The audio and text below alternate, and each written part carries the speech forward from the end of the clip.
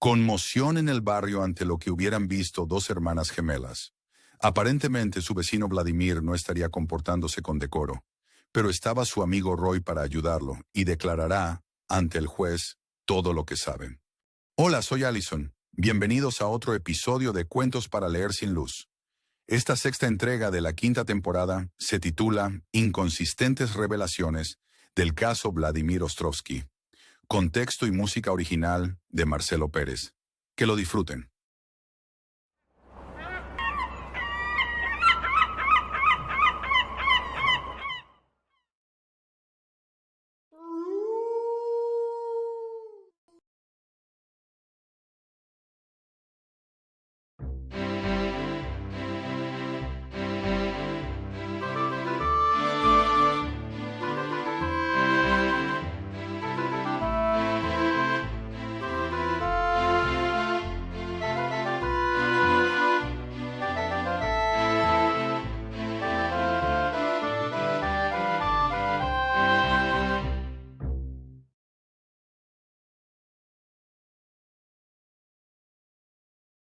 Roy Frederico, íntimo amigo, cuando declaró ante el juez, dijo que conocía a Vladimir Ostrovsky desde chico, que habían ido juntos a la escuela, y al terminar los estudios superiores, debieron distanciarse por cuestiones de la guerra. Aunque, más allá de esa separación forzada, también hubo cuestiones que rozaron la política, independientemente de que uno hubiese preferido leer a Aristóteles y el otro a Platón. Vladimir llegó a exiliarse por un tiempo, evitando, de esta manera, estar presente cuando, todos los domingos, hombres grandotes, de buen físico, se entretuvieran apedreando el frente de su casa. Si uno se acercaba a preguntarles el motivo, siempre decían lo mismo, que estaban reivindicando algo, y si uno les preguntaba cuál era ese algo, se encogían de hombros y nada sabían responder. Ni siquiera tenían un líder, un portavoz. Se manejaban en puñados de 6 a 8 personas. Todos vestían igual, con pantalones y chaquetas de cuero negro. La policía miraba cómo las piedras rebotaban en el frente de la casa, algunas rompiendo los vidrios de las ventanas.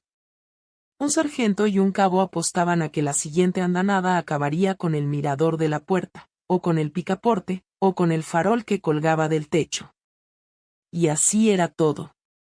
Cuando se les acababan las piedras, se palmeaban mutuamente las espaldas y se iban. El sargento recibía el dinero del cabo, que había perdido, se subían al patrullero, iniciando otra ronda. Roy tosió, como queriendo significar que esa parte del relato había concluido. El juez, que había estado escuchando con atención, amagó ofrecerle un vaso de agua soda, pero solo fue un amague, porque se sirvió en el vaso que tenía sobre el estrado, bebiendo él solo. Luego secó sus labios con un pañuelo e hizo un gesto para que Frederico prosiguiera. Y como supiera que los muchachos continuaran apedreando la casa todos los domingos, había estado muy ocupado en hacer vigilia, no habiendo acudido a tiempo al llamado de la justicia. El juez consultó el legajo que tenía sobre su escritorio, y dijo que había visto a Ostrovsky, por última vez, hacía como una semana atrás. Eso fue cierto. En ese momento, Vladimir se enteró de la citación del juzgado, la que le había llegado diciendo que debía presentarse a declarar, y que, si lo excusaran, prefería evitarlo, porque él nada malo había hecho. Tal vez hubiese sido todo un malentendido. Por tal motivo, Frederico se ofreció de testigo, contando la verdad acerca del caso, la que, a su vez, le relatara a su amigo. Todo comenzó con la denuncia de las gemelas, las que, por cuestiones legales, solo se referirán como Gemela 1 y Gemela 2, preservando sus verdaderas identidades. Gemela 1 dijo que Vladimir se había asomado a la ventana de su casa, justo cuando ella pasaba por el frente, y le enseñó su pene. Asustada, porque nunca había visto algo semejante, regresó presto a su casa a contarle a su hermana. Gemela 2 decidió salir y comprobar, con sus propios ojos, si lo que había visto su hermana había sido cierto, o solo el recuerdo de una fantasía. Cuando Gemela 2 pasó frente a la casa de Vladimir, éste bajó sus pantalones y le mostró sus glúteos. y cuando notara que ella se quedara estática por el asombro, se dio vuelta enseñando su miembro. Gemela 2 cubrió con su mano su boca, buscando refugio en su hogar. Luego de este suceso, no solamente no volvieron a pasar por la casa, sino que, además, decidieron radicar una denuncia en el juzgado. Ostrovsky había establecido, en su defensa, que las gemelas tenían 70 años, y que no deberían sentirse avergonzadas de ver a un hombre desnudo. Que a esa altura de sus vidas ya nada les quedara por ver o conocer. El juez revisó el legajo, y en la foja 1025 estaba estipulado esto que Roy estaba comentando. Pero lo curioso del caso fue enterarse que, en un principio, Ostrovsky parecía estar interesado en una de las gemelas, que apenas tenía 17 años, y hasta le fuera posible pedir permiso a los padres para casarse o, eventualmente, convivir con ella aguardando hasta la mayoría de edad para pasar por el altar, regularizando toda la situación. El juez no entendió bien esta última parte de la declaración, porque en el expediente decía que las gemelas habían pasado largamente la mayoría de edad, considerando que no hiciera falta que les pidiera permiso a sus padres, los que, por otro lado, ya estuvieran fallecidos haría tiempo. Sin embargo, eso era lo que le había comentado Vladimir, no habían sido las gemelas quienes hubieran contemplado su pene. El juez estimó que existía una posibilidad que hubiese otro par de gemelas, que no estuviesen consignadas en el expediente. De cualquier manera, no estaría bien visto que le enseñara sus genitales a una menor de edad. Roy agregó que no tenía por cierto que lo hubiese hecho. Al menos, les hubiera pedido permiso a sus padres, ya fuese tanto para convivir con ella como casarse. También estaba el hecho que las gemelas, las de 70, habían contratado a un grupo de forzudos, los que se distinguían por vestir prendas de cuero negro, y que los habían conseguido en un club de boxeo, con el único propósito que apedrearan la casa de Vladimir, en venganza por los actos vergonzosos que había hecho con ellas. Aunque, por otro lado, siendo que las gemelas ya habían pasado cierta edad, se pudiera afirmar que fueran prudentes, que nada las avergonzase. Porque si se tratara de las menores, tal vez si el hecho fuera correctamente punible, pero no en personas de 70 años. Hasta pudiera llegar a afirmarse que hubiesen tenido oportunidad de ver a su padre desnudo, alguna vez, y que ya supieran que fuera lo que los hombres tuvieran colgando entre sus piernas. El juez tosió, afirmando, con su cabeza, lo que Federico acababa de decir. Al lado del estrado estaba sentado su secretario, un muchacho de cabello pelirrojo y lentes de grueso armazón. Con su máquina de escribir, pasaba por escrito todo lo que Roy comentaba. Y cuando se refirió a que las gemelas pudieran ya saber lo que fuera un pene, carraspeó, llevándose una mano, armada como puño, a sus labios. En la foja 970 constaba que las gemelas habían contratado a esos 8 o 10 muchachos para que apedrearan la casa de Ostrovsky. Y era frecuente verlos todos los domingos a la mañana. Y también se sabía que, una vez que culminaban, se palmeaban las espaldas y se dirigían a la iglesia, a escuchar misa. Pero parecía que, al juez, no le quedaba muy en claro la veracidad de que las gemelas los hubiesen contratado. También pudiera tratarse de un grupo de vecinos autoconvocados, tratando de reparar todo el daño que Ostrovsky les hubiera hecho, enseñándoles sus genitales. Roy acentuó esa posibilidad, remarcando que Vladimir solo había intentado tener un acercamiento más profundo con la de 17. Pero que, aparentemente, nunca se había mostrado desnudo ante ella, por estar de por medio el hecho de ganarla como novia y futura esposa. El juez no entendió. Porque el hecho fundamental, el más grave, era el atentado visual que había cometido con las ancianas. Y con Gemela 2 peor, porque también le había enseñado sus glúteos. En una audiencia previa y privada, ésta comentó que el trasero de Ostrovsky le había agradado verlo, porque era completamente lampiño. No le gustaba ver un trasero masculino lleno de pelos. Con referencia a esto, no presentó cargos, aunque sí comentó la gracia que le provocó el hecho de habérselo visto. Roy continuó diciendo que nada más sabía con respecto de la menor. Que, tal vez, hubiera hablado con su padre, comentándole que estaba siendo cortejada por un hombre mayor, y que existía la hipótesis que deseara tomarla por esposa. La reacción de este padre, escuchando la confesión de su hija, hubiera sido la de cualquier otro mortal. Saldría de la casa a buscarlo y exigirle que dejara de molestarla, que ella era aún menor de edad, y que no podría cumplir sus deseos de noviazgo. Y hasta sería probable que, con estas dos gemelas, nada hubiese llegado a suceder.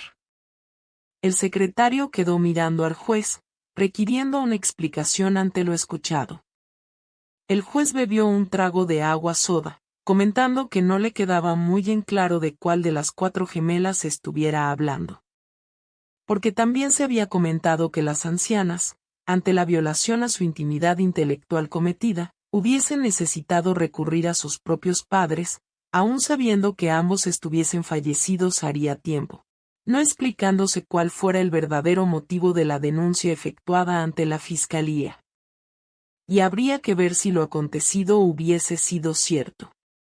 Tal vez hubiesen confluido deseos de realidad, habiendo conocido el asunto de Ostrovsky, de sentir inclinación por las menores, y las ancianas sentirse en la necesidad de experimentar lo mismo. O también pudiera haber sucedido que Ostrovsky enseñara sus genitales a las menores, y que alguna de las 2 gemelas ancianas, o bien las 2, hubiesen pasado por la casa justamente en ese momento, y al ver a Ostrovsky desnudo se hubiesen imaginado que lo estuviera haciendo para ellas. Pero de esto no había pruebas. Y cuando fue citada la gemela menor confesó, ante los santos evangelios, que Vladimir solo le había propuesto tenerla como pareja, para contraer matrimonio una vez que alcanzase la mayoría de edad. Las gemelas ancianas pudieron haberse enterado, y crear toda una historia que las involucrara ante una necesidad bien concreta, de ser amadas por un hombre. Ha habido casos así. La gemela 1, citada en la fiscalía, ante la sola presencia del secretario, porque se había establecido que no hubiese más personas presentes, no solo por la gravedad del tema, sino para que la anciana se sintiera cómoda, expresando todo lo que pudiera con total libertad, declaró que, tanto ella como su hermana, eran vírgenes, y que jamás las había tocado hombre alguno excepto su padre, cuando las bañaba. Y esto ocurrió hasta que ellas cumplieron los 45 de edad, estando su padre ya muy enfermo, apenas pudiendo levantarse de su cama para hacer sus necesidades o higienizarse. Pero que, más allá de eso, nada. Que habían tenido novios, pero ningún contacto sexual. Ir por la calle de la mano, besarse en la mejilla, pero nada más. Y a su hermana le sucedió lo mismo. Durante las noches, antes de dormirse, se contaban todos los secretos, pero tanto una como la otra jamás hablaron de haber tenido relaciones sexuales. Padre falleció cuando ellas cumplieron los 54. A partir de ese entonces, sus vidas se tornaron grises y monótonas. Había noches en que la pasaban curioseando videos de sexo en Internet. Y eso les provocaba, en sus respectivas libidos, un grado de alivio. Y para culminar su relato agregó que eso de enseñarle los genitales a una menor, había sido un acto sumamente vil, que si a ella le hubiese sucedido, lo denunciaría, por considerarlo algo proveniente de una persona enferma, carente de condescendencia, en definitiva, un maleducado. Y menos haberlo hecho en una ventana que diera a la calle. En ese momento sacó un pañuelo de su cartera, secándose una lágrima que descendía por su mejilla, pensando en la pobre criatura que hubiese tenido que ver el repugnante elemento que colgaba de la entrepierna de Ostrovsky. Cuando declaró su hermana, 2 días después, porque fue necesario que lo hicieran por separado, para luego cotejar lo dicho por una como por la otra, confesó el agrado que experimentara al ver la cola de Ostrovsky. Sus glúteos absolutamente lampiños, bien formados y redondos como una manzana. Le hicieron recordar a los de su padre, que siempre se higienizaba lo necesario como para no tener pelos en esa zona. Y a veces lo descubría en el baño, afeitándolos para lucir como si tuviera 10 años menos. Luego Vladimir se dio vuelta mostrando su pene, elemento que también comparó con el de su padre, con la diferencia que el de este era más largo. Lo vio pasar sus manos por él, en un intento de endurecerlo. Y dijo que, en ese momento, ella quedó inmóvil, con su mirada fija en el pene, esperando su erección. Pero que, de pronto, recordó a su hermana, que había quedado en la casa, y que pudiera ir a buscarla para compartir el momento. Pero al llegar las dos, ya Ostrovsky había cerrado la ventana. Y cuando se enteraron que había hecho lo mismo con la gemela menor, fueron a erradicar la denuncia. El juez bebió otro trago de soda y preguntó cómo había sido el asunto, en realidad. Porque en la foja 2024 estaba escrito que las gemelas ancianas habían denunciado haberlo visto desnudo, y no que hubiera hecho lo mismo con la menor. Exigió a Federico que le comentara cuál había sido la versión correcta. Roy aclaró de nuevo su garganta, explicando que lo poco que sabía del asunto le había sido confesado por su amigo Vladimir, y que cualquier agregado o digresión que se escuchara por ahí, sería una completa falacia. Las gemelas ancianas habían ido al club de box solamente a buscar novio, y el grupo de 8 o 10 grandotes que apedrearon la casa de Vladimir fueron solo por divertirse. Y para que los dos policías jugaran con sus apuestas. Dio la casualidad que este grupo de muchachos se vistiera de manera similar, con ropajes de cuero negro, con el solo propósito de identificarse como clan o sociedad. Pero que esto nada tenía que ver con vengarse por haber ultrajado el honor de las ancianas. Ellas pudieron haberlo inventado todo, ante la necesidad que tuvieran de estar en pareja con un hombre que las hiciera gozar como cualquier otra mujer. Y proyectaron, en la menor, sus ansias de sentirse nuevamente jóvenes para poder gozar del sexo en plenitud de sus facultades mentales y físicas. El secretario se rascó la cabeza. Más tarde tendría que borrar algunos párrafos. Gemela 2, cuando se enteró que su hermana había visto a Vladimir desnudo, no lo pudo creer, y quiso verlo ella también. El juez bebió otro trago de soda, y preguntó cuál hermana de cuál gemela. Roy dijo que la menor, por supuesto. Claro que nada estuviera supuesto si no se aclararan bien las cosas. Esto era un dato nuevo, porque gemela menor 2 no estaba involucrada en el caso. Y ahora que lo mencionaba Federico, parecía que sí. Estos nuevos datos ampliarían el expediente, por lo que pidió a su secretario que lo adjuntara al cuerpo principal. Lo manifiesto por Federico abría un nuevo frente, y había que tenerlo en cuenta. El juez preguntó si, en definitiva, esa hermana también había visto los genitales de Ostrovsky. Federico no lo aseguró categóricamente. Era más aún, Vladimir nunca se lo había dicho. Y se enteró por la anciana gemela 1, que se lo dijo a Ostrovsky.